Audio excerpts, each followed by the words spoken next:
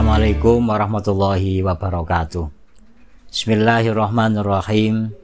Alhamdulillahirabbil alamin wassalatu wassalamu ala asyrafil anbiya wal mursalin sayyidina wa qudwatina wa maulana Muhammadin sallallahu alaihi wasallam wa ala alihi wa ashabi ajma'in, amma ba'd. Pemirsa Winsi TV dimanapun Anda berada, yang senantiasa disayangi, dicintai, serta dimuliakan Allah Subhanahu wa ta'ala.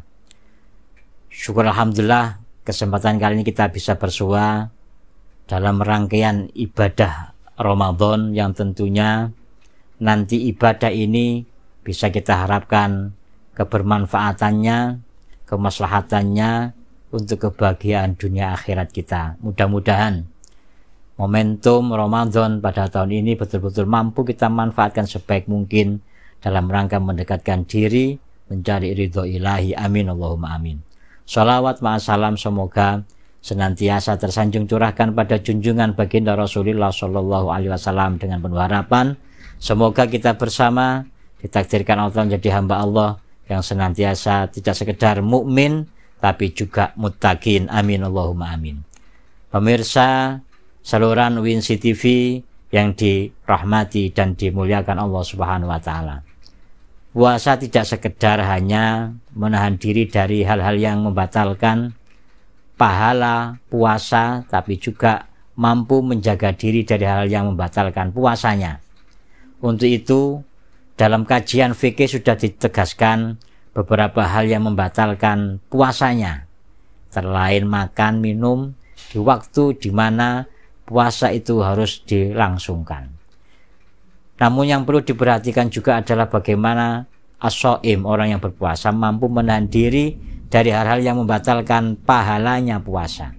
Tentu hal ini banyak faktor yang melingkupi, antara lain adalah bagaimana seorang mampu menjaga ucapannya.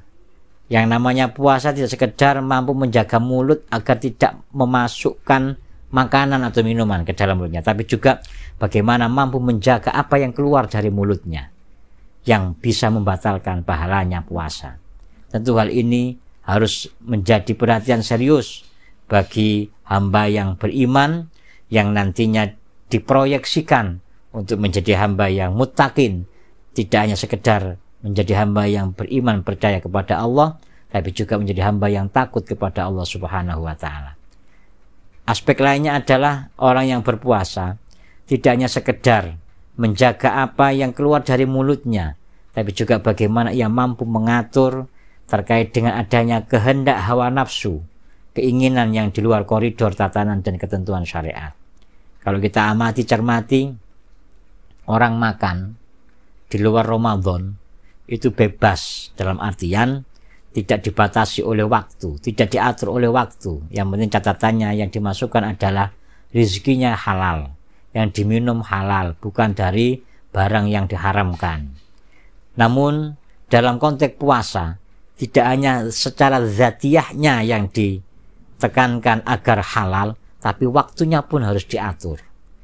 Orang yang berpuasa meskipun yang dikonsumsi, yang dimakan, diminum adalah rezekinya sendiri, harta bendanya sendiri, makanannya sendiri, minuman sendiri, tapi diatur oleh Allah Subhanahu wa ta'ala. Ia diperkenankan untuk makan dan minum mulai sebelum terbit fajar. Saat itu kemudian ditarik mundur, yakni setelah terbenamnya matahari. Artinya saat terbit fajar, setelah terbit fajar sudah tidak boleh makan. Padahal ini hartanya sendiri, makanannya sendiri, minumannya sendiri, tapi diatur oleh Allah Subhanahu wa ta'ala. Dan halal, harus mengikuti ketentuan. Ini menunjukkan bahwasannya orang yang berpuasa tidak hanya sekedar tidak makan dan tidak minum, tapi juga harus mampu mengendalikan keinginan hawa nafsunya, harus mengikuti koridor syariat. Meskipun halal, tetap harus mengikuti ketentuan yang Allah Ta'ala tetapkan kepada hambanya yang beriman. Pemirsa saluran Winsi dimanapun Anda berada, yang senantiasa disayangi, dirahmati Allah Subhanahu wa ta'ala. Bagi hamba yang beriman kepada Allah Ta'ala, tentu wujud puasa tidak semata-mata hanya sekedar menjalankan kewajibannya kepada Sang Pencipta, Akan tetapi puasa juga menjadi bagian rasa wujud syukur dirinya kepada Allah Subhanahu wa taala. Wujud syukurnya apa? Yang pertama, ia bersyukur, bisa bersyukur. Jadi dia bersyukur karena bisa bersyukur. Syukurnya dia karena bisa bersyukur. Wujud syukurnya apa?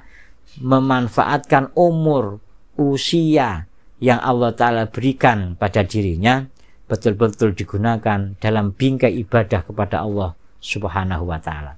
Karena betapa banyak hamba Allah yang ketika diberikan panjang umur, tapi dirinya belum bisa memaksimalkan, mengoptimalkan, menggunakan umurnya dalam bingkai ibadah mendekatkan diri kepada Allah Subhanahu wa taala.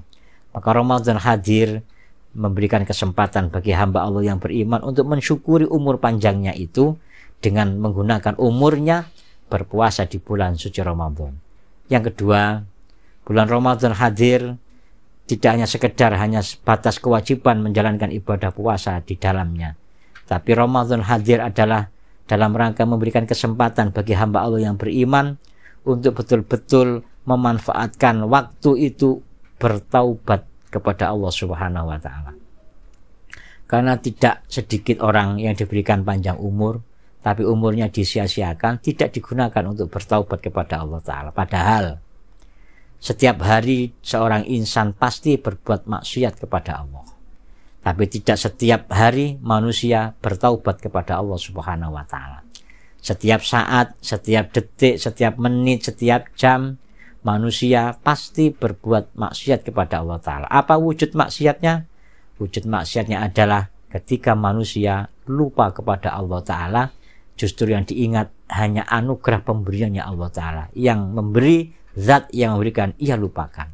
Untuk itulah maka besar harapan bagi kita bersama, mudah-mudahan di Ramadan tahun ini Allah Ta'ala memberikan kesempatan bagi kita bersama untuk bisa bersyukur kepadanya. Wujud syukur itu adalah dengan menggunakan semua anugerah Allah Ta'ala, dikemas, dimanfaatkan, dijadikan fasilitas dalam bingkai mendekatkan diri dan meraih ridhonya, sehingga perjalanan hidup di dunia ini dengan waktu yang singkat sebatas usia yang dimiliki mampu difungsikan dalam bingkai satu, bersyukur pada Allah dengan ibadah, yang kedua dimanfaatkan dengan bertaubat kepada Allah Subhanahu wa taala. Insyaallah Ramadan kita jalani dengan sepenuh hati dan dengan meraih ridho ilahi. Demikian yang bisa disampaikan, kurang lebihnya mohon maaf yang sebesar-besarnya. Hadanallahu wa iyyakum ajmain. Wallahul muwaffiq ila aqwamit thoriq. Assalamualaikum warahmatullahi wabarakatuh.